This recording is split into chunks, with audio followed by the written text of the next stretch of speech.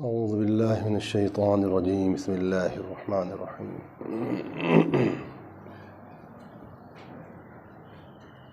قال اللہ سبحانہ وتعالی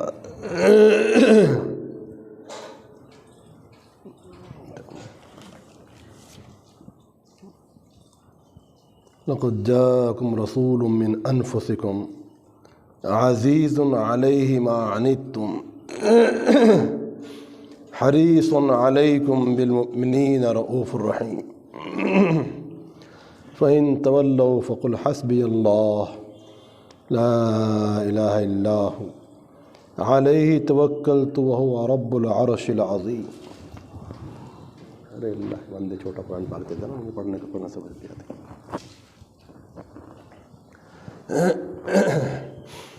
قال النبی صلی اللہ علیہ وسلم اربع من اعطیہن فقد اعطی خیر الدنیا والآخرہ، قلبا شاکرا ولسانا ذاکرا وبدنا علی البلاء صابرا وزوجة لا تبغیہ خونا فی نفسها ولا مالی، صدق اللہ وصدق رسولہ النبی الکریم صلی اللہ علیہ وسلم۔ قابل صدر احترام واجب الاکرام میرے معزز دوستو، مخلص بزرگوں، اس وقت ایک آیت مقدسہ اور ایک حدیث پاک پڑھی گئی ہے۔ کوشش یہی کی جائے گی کہ دونوں باتیں سمجھائی جائیں، آیت کی بھی اور حدیث پاک کی بھی۔ اللہ پاک ہم سب کو عمل کی توفیق عطا فرمائے اور ٹھیک سے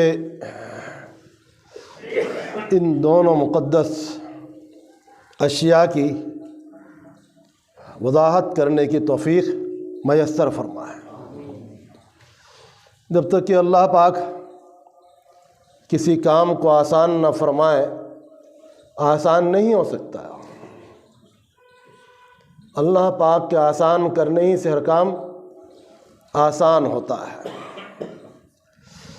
آیت کی تفسیر کرنا، یہ حدیث پاک کو بیان کرنا، یہ بھی آسان کام نہیں ہے، بہت بڑی بھاری ذمہ داریوں کا کام ہے۔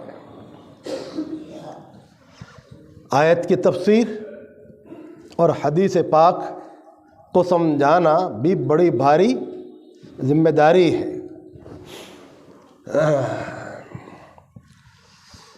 اس جذبے کے ساتھ یہ چیزیں ہونی چاہیے، ضروری ہے کہ کہنے والا پہلے سب سے زیادہ ان باتوں کا وہ محتاج ہے،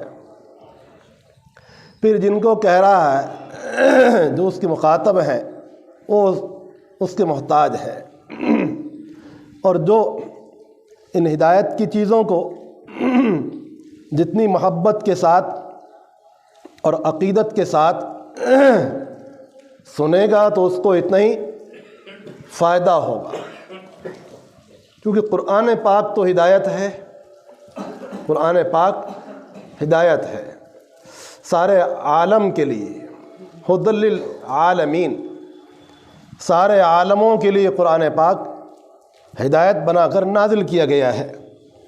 ھدی للناس، انسانوں کے لیے ہدایت ہے، رہنمائی ہے، ان کو حق راستے سمجھائے گئے ہیں۔ جن راستوں پر چل کر انسانیت کی صلاح اور فلاح کا تعلق ہے، وہ تمام باتیں تفصیل کے ساتھ قرآن پاک میں وضاحت کے ساتھ، تفصیل کے ساتھ بیان فرمائی گئی ہیں اور سمجھائی گئی ہیں۔ قرآن پاک کے نازل ہونے کے بعد دیکھیے کتنا بڑا عالم کے اندر انقلاب صالح پیدا ہوا۔ پہلے کی زندگی دیکھی آپ لوگوں کی، اور نزول قرآن کے بعد لوگوں کی حیات، ان کی لائف، ان کی زندگی کا مطالعہ کیجئے، آپ کو آسمان زمین سے زیادہ کا فرق نظر آئے گا۔ ان کے عادات و اخلاق پہلے کیسے تھے، ان کے معاملات کیسے تھے، اور قرآن پاک کے نازل ہونے کے بعد ان کے معاملات کیسے عمدہ بن گئے۔ قرآن پاک انسان کے افکار کو بھی جلا بخشتا ہے، روشنی بخشتا ہے، اس کے اعمال کو بھی درست کرتا ہے، اس کے اخلاق کو بھی درست کرتا ہے، اس کے قلب کو نورانیت حاصل ہوتی ہے، سکون و اطمینان، خیر و برکت کے خزانے قرآن پاک سے حاصل ہوتے ہیں۔ قرآن پاک نور ہے، نازل کرنے والے بھی نور ہیں، جو لائے وہ بھی نور ہے، فرشتے ہیں، اور جن پر نازل ہوا بھی وہ نور ہے، نور علی نور۔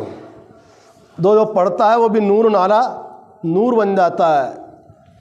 اللہ کا کلام نور ہے، ایمان خود نور ہے، ایمان خود نور ہے۔ تو قرآن پاک کو اللہ پاک نے بہت جگہ پر نور سے تعبیر کیا ہے۔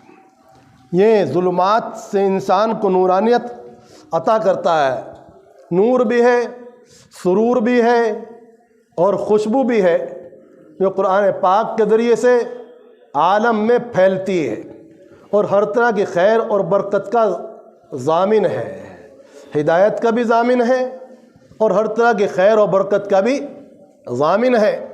اسی لیے قرآن پاک کو برکت کہا جاتا ہے، مبارک کہا جاتا ہے، ہدایت کہا جاتا ہے، تبیان کہا جاتا ہے، بیان کہا جاتا ہے، کتاب کہا جاتا ہے، الکتاب۔ اور قرآن پاک ہی سب سے عظیم الشان کتاب ہے۔ کتابیں تو بہت ساری ہیں، لیکن سب سے زیادہ عظمت مآب، ہدایت سے بھرپور، اللہ کے یہاں مقبول، پسندیدہ، اس کے سننے والے اللہ کو پسندیدہ، پڑھنے والے پسندیدہ، سنانے والے پسندیدہ۔ تو قرآن پاک جہاں پڑھا جائے وہاں ہر طرح کی خیر و برکت ہے۔ مکان میں پڑھا جائے تو مکان میں برکات، دکان میں پڑھا جائے تو دکان کے اندر برکات۔ قرآن پاک سے زیادہ برکت والی، نور والی، سرور والی، ہدایت والی کوئی کتاب نہیں ہے۔ اس لیے قرآن پاک ہی اس لائق ہے کہ مکمل کتاب جس کو کہا جائے تو وہ اس کو کہا جائے۔ تو اسی لیے اسی نام سے اللہ پاک نے شروع میں قرآن پاک کو یاد کیا۔ الف لام میم ذالک الکتاب لا ریب فیہ، وہ کامل کتاب، وہ مکمل کتاب، وہ کتاب کامل، وہ کتاب تام، جو ہر طرح سے ہدایات سے لبریز ہے اور نور سے لبریز ہے، وہ یہی کتاب ہے۔ اس کا ہر حرف سننے پر، پڑھنے پر ثواب کے انبار ہوتا ہے۔ ویسے تو ہر حرف پر 10 نیکیاں ملتی ہیں۔ الف لام میم ایک لفظ، ایک حرف نہیں ہے، الف ایک حرف ہے، لام ایک حرف ہے، میم ایک حرف ہے، تو 30 نیکیاں ملی۔ پھر جس شخص نے اس کو نماز میں پڑھا تو نماز میں پڑھنے سے ہر حرف پر 50 نیکیاں، 100 نیکیوں کا اضافہ اور ہوتا ہے۔ پھر رمضان میں پڑھا تو اور اضافے ہیں، پھر حرم شریف میں بیٹھ کر پڑھا تو اور اضافے ہیں، پھر جمعہ کے دن پڑھا تو اور اضافے ہیں۔ تو وہ اس میں اضافے اور برکات ہوتے چلے جاتے ہیں۔ یہ وہ کتاب ہے کہ اس کی برکت کا بیان ہو ہی نہیں سکتا، زبان عاجز ہے، اس کی برکات کے بیان سے زبان عاجز ہے۔ اللہ کے یہاں سب سے مقبول یہی کلام ہے۔ اگر اس سے زیادہ مقبول کوئی کلام ہوتا تو اپنے پیغمبر علیہ السلام کو وہ عنایت فرماتے، اپنے سب سے محبوب کو، سب سے پیارے لاڈلے کو، اپنے سب سے چہیتے بندے کو، جو سب سے مقدس کلام دیا گیا وہ قرآن پاک ہے۔ قرآن پاک کے سامنے باطل نہیں ٹھہر سکتا۔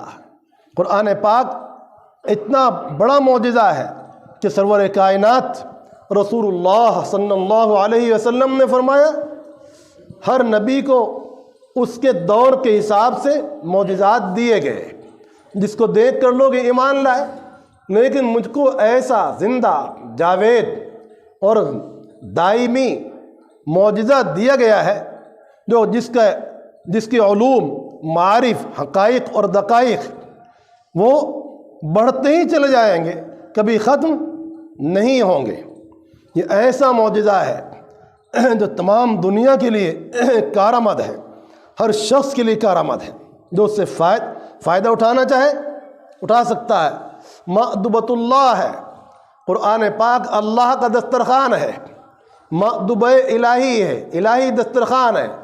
دسترخوان پر آدمی کوشش کرتا ہے نا کہ سب چیزیں ہوں مہمان کے لیے، اللہ پاک نے اپنا دسترخوان جو بچھایا تو ساری کائنات کے لیے جس چیز کی ضرورت تھی سب کو وہاں بیان کر دیا، پیش کر دیا، لا کر رکھ دیا۔ یہ حبل اللہ المتین ہے، یہ اللہ کی مضبوط ترین رسی ہے، جو اس کو پکڑے گا وہ اللہ سے جا ملے گا، واصل ہو جائے گا۔ وصال حق کے لیے، تعلق مع اللہ کے لیے قرآن پاک سے بڑی کوئی چیز نہیں۔ قلوب کے لیے اور دوا، شفا، غذا، دوا بھی ہے، شفا بھی ہے، غذا بھی ہے۔ خیر، اللہ پاک فرماتے ہیں کیا؟ لقد جاءکم رسول من انفسکم، تمہارے پاس رسول آئے ہیں، رحمت للعالمین صلی اللہ علیہ وسلم تشریف لائے ہیں، جو تمہارے ہی خاندان سے ہیں، من انفسکم، تمہارے ہی خاندانوں میں سے ہیں، تمہارے ہی قبائل میں سے ہیں۔ ایک قرات میں تو مشہور قرات میں تو یہاں من انفسکم ہے، اور ایک قرات میں من انفسکم بھی آیا ہے کہ تم میں سب سے نفیس، تم میں سب سے عمدہ انسان کون ہے؟ رسول اللہ صلی اللہ علیہ وسلم ہے۔ اللہ پاک نے سارے انسانوں کو دو طبقات میں بنایا، عرب اور عجم۔ پھر عرب کو اختیار کیا، پھر عرب کو مختلف قبائل پر تقسیم کیا۔ ان تمام قبائل میں قبیلہ قریش کو سب سے زیادہ معزز کیا، محترم کیا، اور اس کو وقار اور عظمت بخشی۔ پھر اس کی متعدد شاخیں بنائیں، اور ان میں سب سے بہترین شاخ جو تھی بنو ہاشم کی، اس میں رسول اللہ صلی اللہ علیہ وسلم کا وجود باجود ہوا۔ پھر اس شاخ میں بھی سب سے عمدہ گھرانہ اللہ پاک نے منتخب فرمایا، تو رسول اللہ صلی اللہ علیہ وسلم نفس کے اعتبار سے، خاندان کے اعتبار سے، قبیلے کے اعتبار سے، انسانوں کے اعتبار سے سب سے زیادہ نفیس ہے، عمدہ ہے۔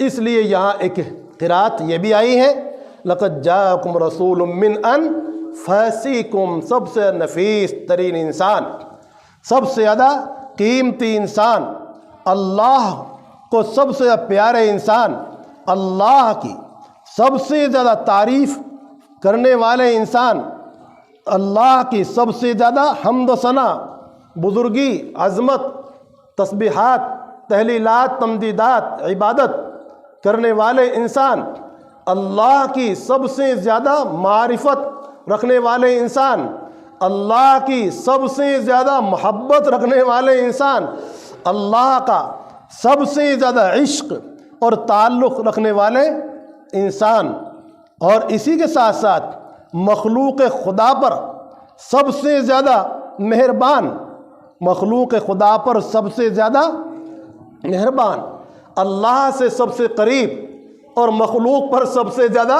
شفیق، دونوں باتیں رحمت للعالمین صلی اللہ علیہ وسلم کی ذات اقدس میں ہے۔ کیا؟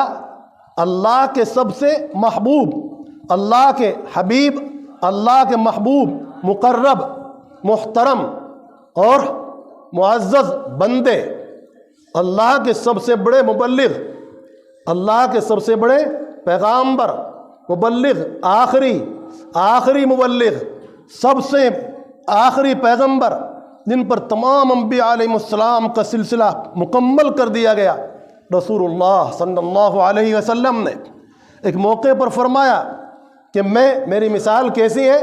ایک بہت شاندار محل ہے، بہت خوبصورت محل ہے، لوگ گھوم رہے ہیں، دیکھ رہے ہیں، اس کی زیارت کر رہے ہیں، خوش ہو رہے ہیں، شاندار اس میں گارڈن ہے، شاندار ونڈو ہے، شاندار اس میں ہر چیز نفیس ترین ہے، اعلیٰ درجے کی ہے، کوئی بھی کمی نہیں ہے اس کے اندر، اس کے حسن میں، جمال میں، رونق میں، بہجت میں، کہیں سے کہیں تک کوئی کمی نہیں ہے۔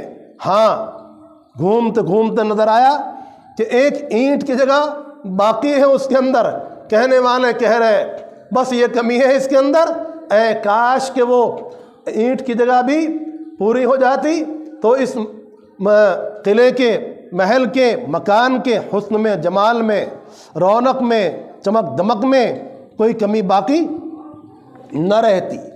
وہ اینٹ، وہ آخر اینٹ اور میری ذات ہے، اور یہ محل کیا؟ یہ ختم نبوت کا محل ہے۔ اللہ پاک نے میرے ذریعے سے پیغمبروں کا سلسلہ ختم فرما دیا۔ اب آپ علیہ السلام کی رسالت، آپ کی نبوت کا سورج وہی سارے عالم کو اپنی کرنوں سے قیامت تک کے لیے، شرق میں، غرب میں، شمال و جنوب میں، کالے ہو گورے، اور ہر انسان کے لیے، ہر طبقے کے انسان کے لیے، اور ہر میدان کے لیے، ہر مکان کے لیے، ہر جگہ کے لیے آپ علیہ السلام کی رسالت ہی سے لوگ فائدہ اٹھاتے رہیں گے۔ وہ ضرورت ہی پوری ہو گئی، کسی اور کے آنے کی ضرورت ہی باقی نہیں رہی۔ آپ علیہ السلام کی نبوت اور رسالت آخری ہے اور دائمی ہے قیامت تک کے لیے، اور ہر انسان جو کسی بھی پیغمبر کو ماننے والا ہو، کسی بھی رنگ کا ہو، خاندان کا ہو، حسب نسب کا ہو، برادری کا ہو، اس کی ہدایت اور اس کا جنت میں داخلہ اس وقت تک ممکن نہیں ہے جب تک کہ رسول اللہ صلی اللہ علیہ وسلم کی ذات پاک پر وہ ایمان نہ لائے۔ کیا فرمایا گیا؟ لَقَدْ جَاءَكُمْ رَسُولٌ مِّنْ أَنفُسِكُمْ عزیز علیہ، آپ کی شان بیان کی گئی، عزیز علیہ ما عنتم، ایمان والوں کو جو چیزیں دشوار ہے، پریشان کرنے والی ہیں، وہ آپ علیہ السلام کی ذات پر بہت بھاری ہیں۔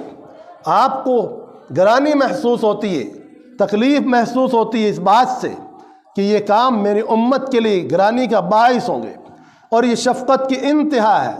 جیسا کہ ایک باپ، شفیق ترین باپ، اپنی اولاد کو ذرا سی تکلیف اور پریشانی میں دیکھ کر بلبلا جاتا ہے، تل ملا جاتا ہے، پریشان ہو جاتا ہے، یہ اس کی شفقت کی انتہا ہے۔ رسول اللہ صلی اللہ علیہ وسلم سے زیادہ کوئی شفیق نہیں ہو سکتا۔ باپ کی شفقتیں بھی آپ علیہ السلام کی شفقتوں کے سامنے ایک حصہ ہے، اور کسی شیخ کی شفقتیں بھی جو ان کے مریدوں پر ہوتی ہیں آپ علیہ السلام کی شفقتوں کے سامنے 100 میں سے ایک حصہ ہے۔ ہر شفیق کی شفقتیں، ہر مہربان کی مہربانیاں، ہر محبت کرنے والے کی محبت کیا اللہ اور ان کے رسول کی محبتوں اور شفقتوں اور عنایتوں کے مقابلے میں بہت قلیل ہے۔ عزیز علیہ ما عنتم حریص علیکم، اور ایک شان یہ کہ ایمان والوں کے سلسلے میں رسول اللہ صلی اللہ علیہ وسلم بہت زیادہ حریص واقع ہوئے ہیں، ان کی ہدایت کے حریص، شوقین، حریص بمعنی شوقین، ان کی ہدایت کے شوقین، ان کو اچھے اعمال کے اندر دیکھنا چاہتے ہیں، ان کے اخلاق عمدہ دیکھنا چاہتے ہیں، ان کو اچھے کردار میں دیکھنا چاہتے ہیں، ہر وہ بات پسند کرتے ہیں جو ان کو زینت دینے والی ہو، ہر اس بات کو ناپسند فرماتے ہیں جس سے ان کی شان میں، امت کی شان میں کوئی عیب لگتا ہو، دبا آتا ہو، تکلیف ہو، پریشانی ہو۔ رؤوف بالمؤمنین رؤوف الرحیم، اور ساتھ کیا؟ حریص علیکم بالمؤمنین رؤوف الرحیم، تمہاری ہدایت کے شوقین اور ایمان والوں پر انتہائی درجہ کیا؟ شفیق ہے اور مہربان ہے۔ سبحان اللہ، یہ آپ کی شان مقدس ہے۔ فَإِن تَوَلَّوْا، ایسے مقدس پیغمبر کی سنت کو چھوڑ کر کہیں اور جانے والے انسانوں، کیا ایسے مقدس پیغمبر کی ہدایت نامہ جو ساتھ لایا اس کو چھوڑ کر کہیں اور جانے والے لوگوں، سنو، فَإِن تَوَلَّوْا فَقُلْ حَسْبِيَ اللَّهُ، آپ فرما دیجئے کہ اے لوگوں اگر تم اعراض کرو گے تو مجھ کو اللہ کافی ہے۔ اگر تم میری ہدایت، میری لائی ہوئی ہدایت سے اور سنت سے اعراض کرو گے تو میرے لیے اللہ کافی ہے۔ آپ سے یہ کہلوایا جا رہا ہے فَإِن تَوَلَّوْا فَقُلْ حَسْبِيَ اللَّهُ، کتنا بھاری بھرکم جملہ ہے۔ اگر اعراض کرو گے اس ہدایت سے تو پھر تمہارا ہی نقصان ہوگا۔ فَإِن تَوَلَّوْا فَقُلْ حَسْبِيَ اللَّهُ لَا إِلَٰهَ إِلَّا هُوَ، اللہ پاک ہے، کوئی نہیں ہے معبود سوائے اللہ کے، کوئی نہیں ہے معبود، کوئی نہیں ہے محبوب، کوئی نہیں ہے مسجود، کوئی نہیں ہے موجود۔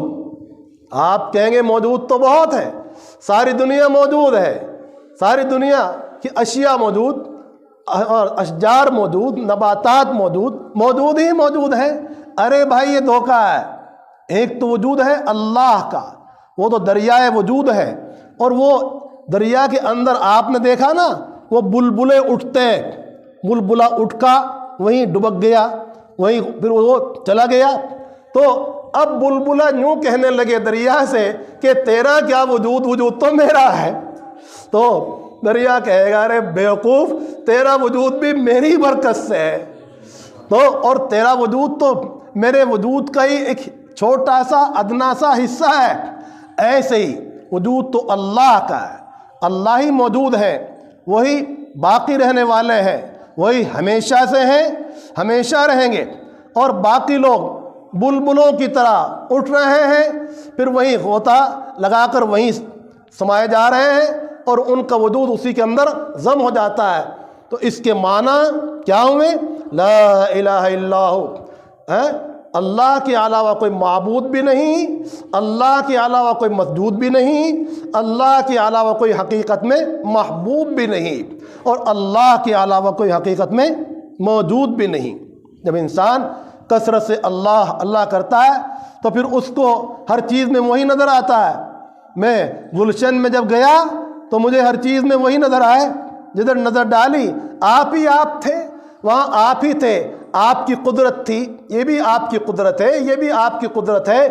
میں تو ایسا گم ہو گیا پھولوں کے اندر ہے، گلشن میں جا کر جس پھول کو دیکھا وہ کیا آپ ہی کی خوشبو پائی، اور آپ ہی کا رنگ محسوس ہوا کہ یہ رنگ بھی آپ کا دیا ہوا ہے، اور یہ خوشبو بھی آپ کی دی ہوئی ہے۔ اس کے اندر خوشبو کہاں سے آئی اور اس کے اندر رنگ کہاں سے آیا؟ ایک پر اللہ کے وجود کا اتنا غلبہ تھا کہ اس کو ہر چیز کے اندر اللہ کا وجود اور قدرت ہی نظر آتی تھی، اور ایک پر کیا اتنا غلبہ تھا کس بات کا کہ اللہ جیسی کوئی چیز ہے ہی نہیں۔ میں جدھر گلشن میں گیا میں نے تو کوئی چیز آپ کے جیسی دیکھی نہیں، نہ تیرے جیسا رنگ پایا کہیں، نہ تیرے جیسے خوشبو پائی کہیں۔ تو اللہ کی خوشبو، نرالی خوشبو، اللہ کا وجود ایک نرالا وجود ہے، وہ دائمی وجود ہے، حقیقی وجود ہے۔ تو اس کی سم معنی ہے علیہ توکلت، میں اسی کی ذات اقدس پر بھروسہ کرتا ہوں، اور وہ رب العرش العظیم، وہ عرش عظیم کا بھی رب ہے، رب کل شیء ہے، ساری کائنات کا رب ہے، وہی عبادت کے لائق ہے، وہی محبت کے لائق ہے۔ سب کی محبتیں دھوکہ، سب کی محبتیں دھوکہ اور وقتی، اور اللہ کی محبت حقیقی اور یقینی۔ اور جب کوئی محبت کرنے والا نہ ہوگا، کام آنے والا نہ ہوگا، چھوڑ کر بے رخی کر کے چلے جائیں گے، اس وقت انسان جب تنہا ہوگا اللہ کی محبت ہی اسے اپنی آغوش میں لے گی، اور اس وقت اللہ پاک کی رحمت ہی کے اندر وہ ہوگا، تو وہی کام آئیں گے۔ معلوم ہوا جن پر نظر تھی اور سہارا سمجھتے تھے وہ سب دھوکے باز ثابت ہوئے۔ مال بھی، اولاد بھی، احباب بھی وقتی ہیں بس یہ، اور حقیقی اور دائمی تو اللہ ہی ہے۔ اسی لیے اولیاء اللہ کی محبت میں فنا ہو گئے۔ حضرت اقدس صابر پاک قدس اللہ سر العزیز، اللہ کی محبت میں فنا ہو گئے. وہ ہمارے جیسے نہیں تھے، وہ تو اعلیٰ درجے کے انسان تھے، اعلیٰ درجے کے عقل مند انسان تھے. تو ان کی عقل نے کیا کہا کہ دنیا کی محبت میں فنا نہ ہو، اللہ کی محبت میں فنا ہو. ہم ہیں بیوقوف، تو کیا بیوقوفی کر رہے ہیں؟ اس کی محبت میں فنا، اس کی محبت میں فنا. تو یہ ہمارا بیوقوفوں والا عمل ہے. اولیاء اللہ چونکہ بہت عقل مند ہوتے ہیں، پاکیزہ قلب ہوتے ہیں، پاکیزہ نظر ہوتے ہیں، روشن دماغ ہوتے ہیں، روشن ضمیر ہوتے ہیں، وہ اللہ کی محبت میں، اللہ کی عبادت میں کھو جاتے ہیں. اسی لیے اللہ کے وجود کے ساتھ ان کا وجود بھی ماشاءاللہ دور دراز تک پھیلتا ہے، اور ان کی عمر بھی لمبی ہو جاتی ہے. بظاہر تو عمر ان کو بھی ایسی ہی ملی تھی، 100 سال، 70 سال، 80 سال، مگر اتنا لمبا وجود ملا کہ 700 سال گزرنے کے باوجود بھی نام پاک کیسا ہے جیسے کہ ہمارے سامنے پھر رہے ہیں. اللہ اللہ، یہ ہے اولیاء اللہ کی شان. الا ان اولیاء اللہ لا خوف علیہم ولا هم یحزنون. اب روایت سن لیجئے، بہت مختصر. رسول اللہ صلی اللہ علیہ وسلم نے ارشاد فرمایا کہ 4 چیزیں جس کو مل گئی اس کو دنیا اور آخرت کی ہر خیر اور بلائی مل گئی. 4 چیزیں ہیں، یاد بھی ہو جائیں گے انشاءاللہ العظیم. ایک تو کیا؟ قلباً شاکراً، شکر کرنے والا دل، شکر کرنے والا دل. جب آپ سے کوئی پوچھے کیا حال ہے تو دل کی گہرائی سے کہو الحمدللہ، بہت اچھا ہوں، خوشی کے ساتھ کو، پوری بشاشت کے ساتھ کو، بہت اچھا ہوں، لاکھوں انسانوں سے اچھا ہوں. اللہ کی نعمتوں کا اظہار کرو، زبان سے بھی اظہار کرو. قلب اللہ کے شکر سے لبریز ہو، اور زبان اس کی بھرپور ترجمان ہو، اور اپنے حال سے بھی انسان اس کو ظاہر کرنے والا ہو. جو اللہ نے نعمتیں دی ہیں وہ نعمتوں کے اثرات بدن پر بھی نظر آنے چاہیے. ایک صحابی کو رسول اللہ صلی اللہ علیہ وسلم نے دیکھا خستہ حال، تو فرمایا تمہارے پاس کچھ ہے نہیں؟ عرض کیا یا رسول اللہ سب کچھ ہے، ہر قسم کا مال ہے. تو فرمایا پھر کیا بات ہے کہ تمہارے اوپر اللہ کی نعمتوں کے اثرات نظر نہیں آ رہے؟ وہ نعمتوں کے اثرات نظر آنے چاہیے، زبان سے بھی اس کا اظہار ہو، قلب بھی بھرا ہو. ایک بات تو یہ قلباً شاکراً، شکایت کرنے والا دل نہیں، بلکہ ہمارا دل شکایت بہت کرتا ہے، چھوٹی چھوٹی باتوں کی شکایت کرتا ہے. بھائی اللہ نے کتنی صحت دی، مال دیا، دولت دی، اس کا شکر تو ادا کرتے نہیں. چھوٹی سی پریشانی آئے تو شکایت کا دریا کھول دیتے ہیں. ارے بھائی شکایت بند کرو اور اللہ کی نعمتوں کا شکر کرنے والے بن جاؤ. اعملوا آل داؤد شکرا وقلیل من عبادی الشکور. شکر گزاری کا حکم دیا گیا، اور شکر گزاری سے نعمت بڑھتی ہے. امام ابو حنیفہ نور اللہ مرقدوں نے فرمایا، ان سے پوچھا کسی نے کہ آپ اتنے بڑے عالم کیسے ہو گئے؟ فرمایا اللہ کا احسان ہے، اللہ کا احسان ہے. اللہ پاک نے جو کچھ دیا تمہاری نظر میں تم دیکھ رہے ہو. اور ایک بات کیا، جب بھی مجھے دین کی کوئی بات معلوم ہوئی میں نے فوراً شکر ادا کیا، دین کی ہر بات پر شکر ادا کیا. اور اللہ نے فرمایا لئن شکرتم لازیدنکم ولئن کفرتم ان عذابی لشدید. اگر تم شکر گزاری کرو گے تو میں نعمتوں کو بڑھاتا ہی چلا جاؤں گا. تو اللہ پاک نے علم بڑھا دیا. دوسری بات یہ ولسانا ذاکرا، اور ذکر اللہ کرنے والی زبان. ذکر اللہ کرنے والی زبان جس کو مل جائے، اللہ کا ذکر ہر قسم کی سعادتوں کا خزانہ ہے، ہر قسم کی سعادتوں کا خزانہ، برکات کا خزانہ، ترقیات کا باعث، قبر میں نورانیت، قلب میں نورانیت، اور اسی سے صحت اور قوت. آپ ذکر اللہ کر کے چلنا شروع کر دیجئے، پھر دیکھیے آپ میں کرٹ آتا ہے کہ نہیں. تجربہ کی اس کا. ایک آدمی بغیر ذکر کے چل رہا ہو اور ذکر کر کے چلیں، دونوں میں اس کو بہت بڑا فرق محسوس ہوگا. اللہ کے ذکر کے بعد آپ دیکھیں بدن میں سستی جو آ رہی تھی نا پہلے، وہ دور ہو جائے گی. سستی نہیں آتی وہاں، بلکہ چستی آ جاتی ہے، اور پھرتی آ جاتی ہے، اور کیفیت پیدا ہو جاتی ہے، اور ایک قوت آ جاتی ہے. اللہ کا ذکر قوت بھی ہے، برکت بھی ہے، فرحت بھی ہے، راحت بھی ہے، اور لذت بھی ہے. اللہ کے ذکر سے زیادہ لذت بھی کسی چیز میں نہیں. اور یہی ہے صابری مٹھائی. یہی ہے حضرت صابر پاک کی مٹھائی کیا تھی؟ لا الہ الا اللہ محمد الرسول اللہ صابر پاک کی مٹھائی الا اللہ، صابر پاک کی مٹھائی اللہ اللہ، جس نے کھا لیا اس کو پتہ ہے کہ حضرت صابر پاک رحمۃ اللہ علیہ کی فیکٹری میں یہ مٹھائیاں تیار ہوتی تھی بھائی، کلیئر سے یہ گئی ہیں یہ مٹھائیاں سارے عالم میں، یہ ہے صابری مٹھائی، صابری برکات، جو عالم میں ہر سلسلے کا انسان ان کو اپنا بڑا مانتا ہے۔ کیوں مانتا ہے؟ اس لیے کہ توحید میں ان کا مقام بہت بڑا ہے، اللہ کی محبت میں وہ پہاڑوں پر بیٹھے ہوئے ہیں، وہ نور کے پہاڑوں پر ہیں بھائی، وہ جنت کے اعلیٰ مقاموں پر ہیں بھائی، وہ روحانیت کے امام ہیں، وہ اولیاء اللہ کے سرتاج ہیں۔ تو وہاں آ کر ان کی روحانیت کے سامنے ہر آدمی اپنی گردن جھکاتا ہے اور عقیدت پیش کرتا ہے۔ وہ اتنا بڑا انسان اللہ کے اتنا قرب خاص حاصل کیا، کیوں؟ اس لیے کہ فنا ہو گئے، لساناً ذاکرا، اور ان کی سلسلے کی تسبیحات یہ مشہور ہیں، 13 تسبیحات، 2 کلمہ طیبہ کی، 2 الا اللہ کی، 4 الا اللہ کی، 6 اللہ اللہ ہوگی، اور ایک نفل تسبیح۔ یہ ان کے سلسلے کی تسبیحات سارے عالم کے اندر مشہور ہوئی، اور یہی خاندان چشتیہ ہے، جو حضرت سے منسلک ہو، وابستہ ہو، وہی حقیقت بھی چشتی ہے، چاہے وہ یہاں کبھی آیا بھی نہ ہو اور گزرا بھی نہ ہو۔ سارے عالم میں صابری ہیں بھائی، یہی نہیں ہے، سارے عالم میں یہ صابری فوج پھیلی ہوئی ہے۔ آپ تو سوچ رہے ہیں کہ یہی کلیئر میں ہوں گے، سارے عالم میں ہی ہے صابری فوج، اور چشتی فوج سارے عالم میں ہے، دنیا کے کونے کونے میں ہے، جہاں تک جانا ہوا وہیں پایا۔ ان حضرات کے نام لیوا اور عقیدت مند، اس لیے کہ اللہ کی محبت میں فنا ہو گئے، وَلِسَانًا ذَاكِرًا، تو اللہ کے ذکر کو مضبوط پکڑو بھائی، یہ چیز ہے۔ اور تیسری چیز کیا؟ وَبَدَنًا عَلَى الْبَلَاءِ صَابِرًا، صبر کرنے والا بدن، صابر تھے نا، تو صبر اور شکر سے ایمان مکمل ہوتا ہے۔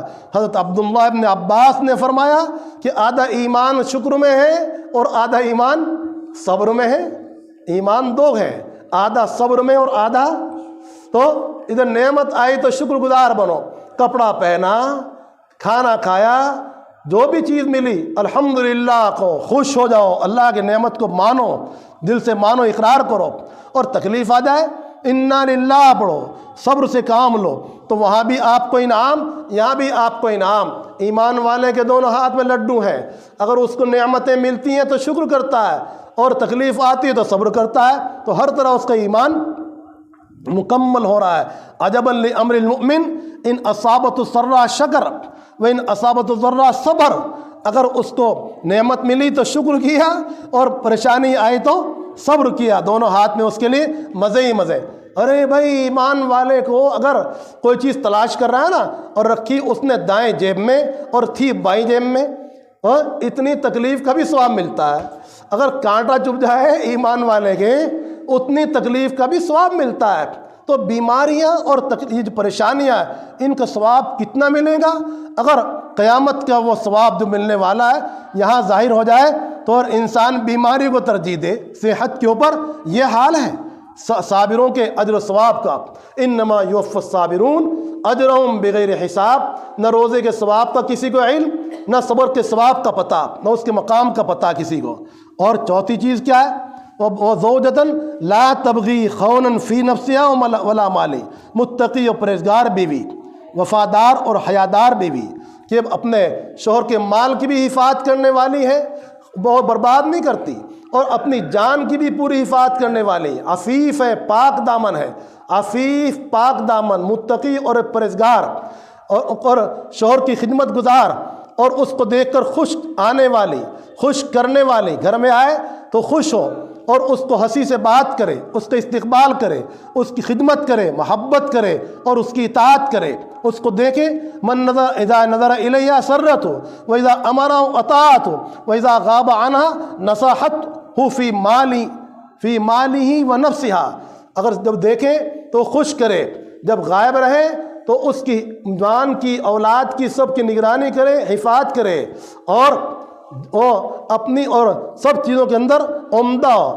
اسی لیے امام محمد بن کعب قرظی رحمۃ اللہ علیہ فرماتے ہیں کہ ربنا آتنا فی الدنیا حسنہ وفی الآخرۃ حسنہ وقنا عذاب النار، کثرت سے پڑھا کرو کہ اس میں سب کچھ آ گیا، نیک بیوی بھی آ گئی، دنیا کی ہر خیر اس میں آ گئی، اور اس میں الزوجۃ الصالحہ بھی آ گئی۔ اللہ پاک چاروں